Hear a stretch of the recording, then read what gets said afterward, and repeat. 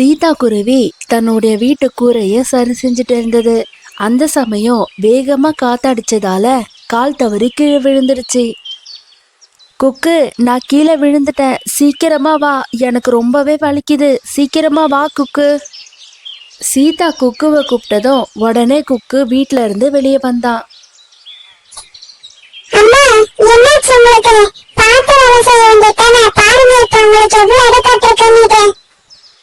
குக்கு சீதாவை அழைச்சுக்கிட்டு கூட்டுல போய் படுக்க வச்சான்.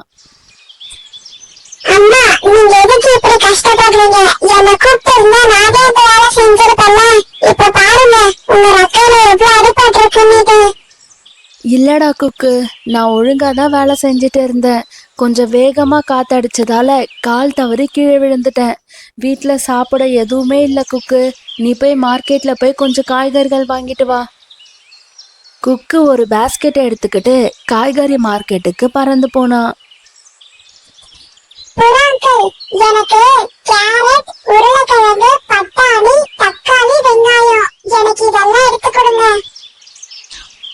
இந்த குக்கு, நீ கேட்ட எல்லா காய்கறிகளுமே இந்த கூடையில வச்சுட்டேன். மொத்தம் 50 ரூபாய் ஆச்சு. குக்கு காசை கொடுத்துட்டு அவனோட வீட்டுக்கு பறந்து போனான். வந்துட்டியா குக்கு? என்ன வாங்கிட்டு வந்த? நான் உனக்கு எந்த காய்கறி வாங்கணுன்றதை சொல்ல மறந்துட்டேன்.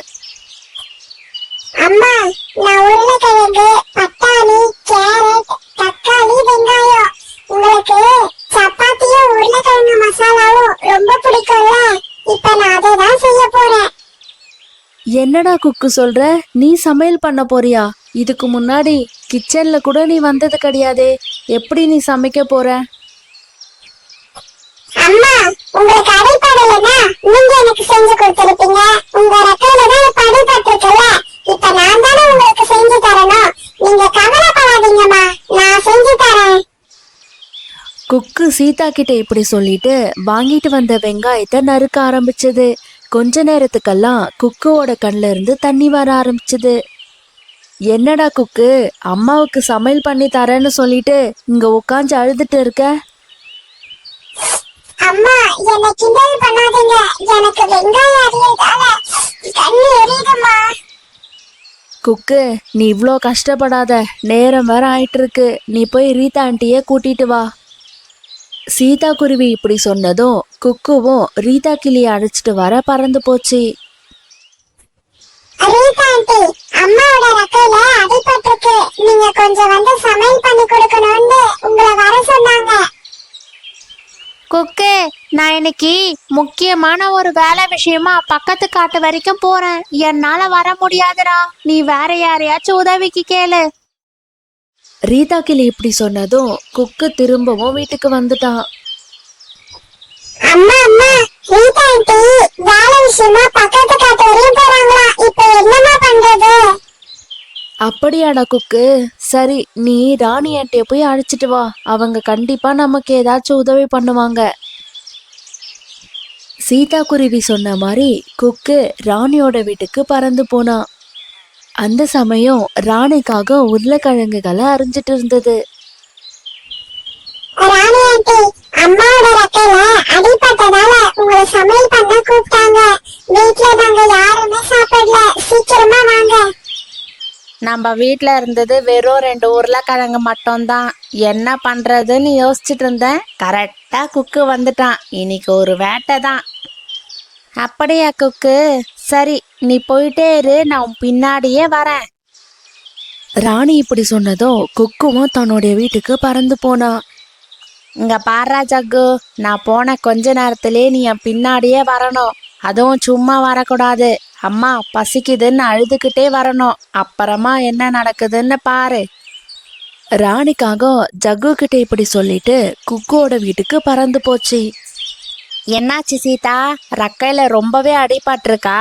சரி சரி, என்ன சமைக்கணும்னு சொல்லுங்க, எனக்கு வீட்ல நிறைய வேலை இருக்கு. ராணி அக்கா, வீட்ல கொஞ்சம் சப்பாத்தி மாவு இருக்கு, கூடவே உருளைக்கிழங்கு மசாலாவும் பண்ணிடுங்க. அதுக்கு தேவையான பொருள் மட்டும்தான் எங்க வீட்ல இருக்கு. சப்பாத்தியும் உருளைக்கிழங்கு மசாலாவும் தானே, எப்படி செஞ்சு அசத்துறேன்னு மட்டும் பாரு சீதா. சரி, எனக்கு நேரமாகுது, நான் போய் சமைக்க ஆரம்பிக்கிறேன். ராணிக்காகம் இப்படி சொல்லிட்டு சமையல் அறைக்கு போச்சு. ராணிக்காகம் இப்படி சமைச்சிட்டு இருக்கும் போது அவங்க பையன் ஜக்கு குக்குவோட வீட்டுக்கு வந்தான். அம்மா அம்மா எனக்கு ரொம்ப பசிக்குது. அம்மா சீக்கிரமா வாங்கம்மா. ஜக்கு இப்படி அழுதுட்டே வந்ததும் சீதா குருவி இப்படி பேச ஆரம்பிச்சது. ராணி அக்கா, ஜக்கு வந்திருக்கான், அவனுக்கு ரொம்பவே பசி எடுக்குது போல இருக்கு, அவனுக்கு ஒரு 2 சப்பாத்தி கொடுங்க. அவன் காலையில இருந்து எதுவுமே சாப்பிடல சீதா. சரி, அவனை இங்க அனுப்பிவிடு. ராணிக்காகம் இப்படி சொன்னதும் ஜக்குவும் சமையல் அறைக்கு போனான். ராணிக்காகம் கொஞ்ச நேரத்துக்கெல்லாம் சமையல் செஞ்சு முடிச்சது. ஜக்குவுக்கும் சாப்பிட வச்சுட்டு ராணிக்காகவும் சாப்பிட ஆரம்பிச்சது.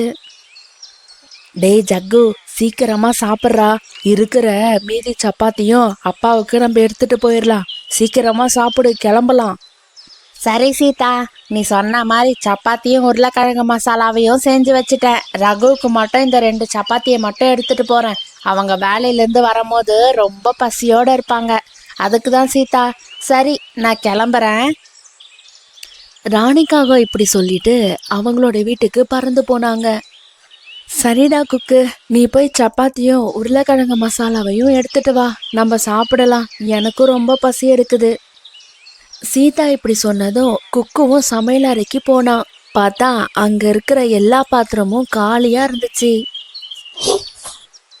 அம்மா அம்மா, இந்த ராணி ஆண்டி சமையல் பண்ணி அவங்களே சாப்பிட்டாங்க போல இருக்கு. வீட்ல ஒரு சப்பாத்தி கூட இல்லம்மா. அந்த ராணி அக்கா அவங்களோட குணத்தை காமிச்சிட்டாங்க. சரி குக்கு, நீ ரீதா ஆண்டி வீட்டுக்கு போ, அவங்க கிட்ட ஏதாச்சும் கொஞ்சம் உணவு இருந்தா வாங்கிட்டு வா. குக்குவும் சீதா சொன்ன மாதிரி ரீதா கிட்ட கொஞ்சம் உணவு வாங்கிட்டு வீடு திரும்பிச்சு. இப்படியே மறுநாள் பொழுது ஆச்சு. இப்ப சீதாவோட ரக்கையில வலி இல்லாததால சீதாவே சமைக்க ஆரம்பிச்சது. குக்கு வீட்டுக்கு வெளியே விளையாடிட்டு இருந்தான். அந்த சமயம் ராணிக்காகவும் பறந்து வந்துச்சு. என்னடா குக்கு, உங்க வீட்ல பிரியாணி வாசம் ஆளையே தூக்குது. இன்னைக்கு பிரியாணியா? ஆமா ராணி ஆண்டி, நெய்யெல்லாம் அதிகமா போட்டு எனக்காக பிரியாணி அம்மா செஞ்சிருக்காங்க. இப்ப நாங்க பிரியாணி தான் சாப்பிட போறோம். குக்கு, விளையாடுனது போதும், சீக்கிரமா வீட்டுக்குள்ள வா, அம்மா பிரியாணி செஞ்சு முடிச்சிட்டேன், நம்ம இப்ப சாப்பிடலாம், சீக்கிரமா வா குக்கு. சரி ராணி ஆண்டி, அம்மா என்ன சாப்பிட கூப்பிடுறாங்க, நீங்க உங்க வீட்டுக்கு கிளம்புங்க. குக்கு இப்படி சொன்னதும் ராணிக்காகத்துக்கு ரொம்பவே அசிங்கமாயிடுச்சு. உடனே அந்த இடத்த விட்டு பறந்து போயிடுச்சு ராணிக்காகம்.